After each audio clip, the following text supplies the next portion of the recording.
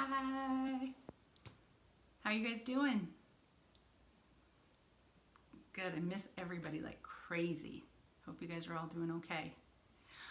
We're going to talk about maze art. So we're going to be doing a little tutorial for each art project. I'm sure this will be in either 1 to 3 parts. I'm not going to make different videos for each art project, but I'm going to do probably about 5 at a time depending on how long it takes.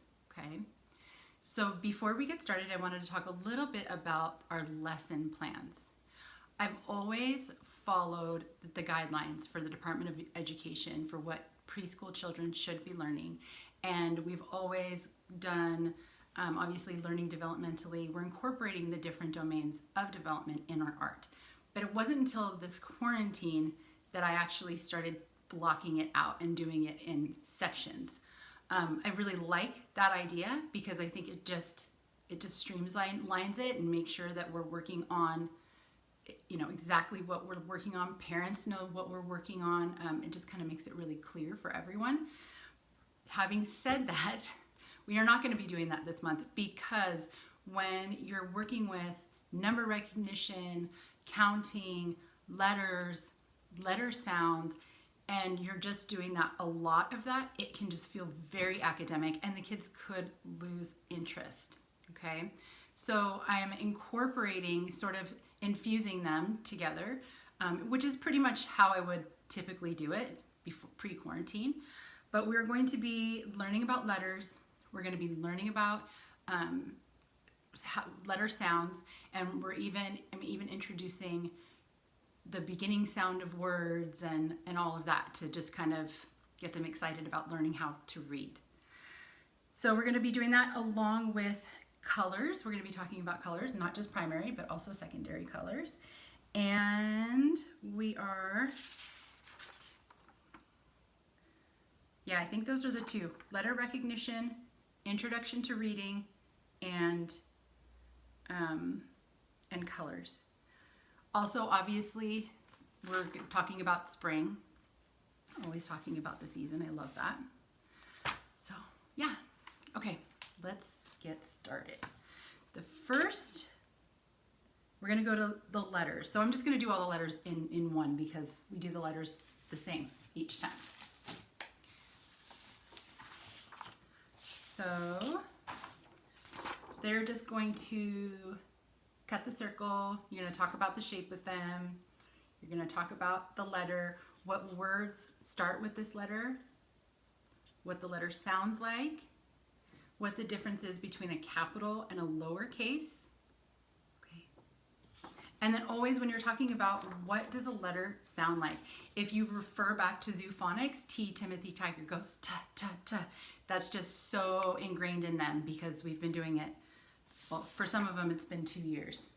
So you've got T is for tricks. Whenever we use food in an art project, it's also an opportunity to practice self-regulation. So what you can do is say, okay, you can have 8, 10, 5, however many tricks, and snack on them. And then once you're done, we're gonna just use them for the art project because once you get glue involved, it gets kind of yucky. Okay, and then for U and V, you have these on the back. The V has vegetables. So they're gonna cut out the umbrellas and they're gonna put glue on the letter and then they'll paste the umbrellas. So cut in the circle and use either the food or like the umbrella or the veggies and then put them on the letter, okay?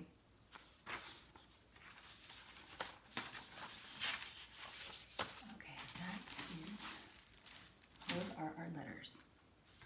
Our next one, I'm going in order of the calendar, skipping Mother's Day. So tracing letter worksheet. Let me show you that one. So we're going to be talking about capital and lowercase more, and then we're also going to talk about beginning sounds of a word. Okay. So that's that one. And it's very highly likely they're not going to sit and do that entire worksheet. You might want to have a goal like, oh, let's do A and B today, or C and D, or even if they're really into practicing writing, maybe you can do half at a time. But this is a lot. It's a lot on one worksheet for 3, 4, and 5-year-olds. Okay, make a caterpillar. So that's going to be this plate.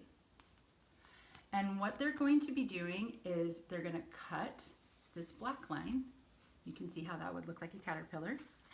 And then they're going to use their paint to paint the caterpillar. So this is kind of cool because of the divots in the plate. They could make stripes. They could do stripes. They could do, I saw on Pinterest that they did thumbprints all over, which is really cute. Or they could just paint it any way they want to. And then we have the head that they'll glue onto the end. And then I thought we were out of googly eyes, and then I found a container of giant googly eyes, which is all of their favorite. They love the big googly eyes. And then you've got your pipe cleaner for the antenna. And then the googly eyes. So that you'll just glue those onto the, or they'll just glue those onto the head. If you have more than one in there, it's not for anything. It's probably just because I didn't separate the paper like I thought I did. Okay, so that is making a caterpillar. And of course, when they're doing that with them, you can talk to them about caterpillars. You can go back and reference the book, The Butterfly. That butterfly book had so many facts about caterpillars and butterflies in it. I just loved it. So you can kind of go through and review all of that.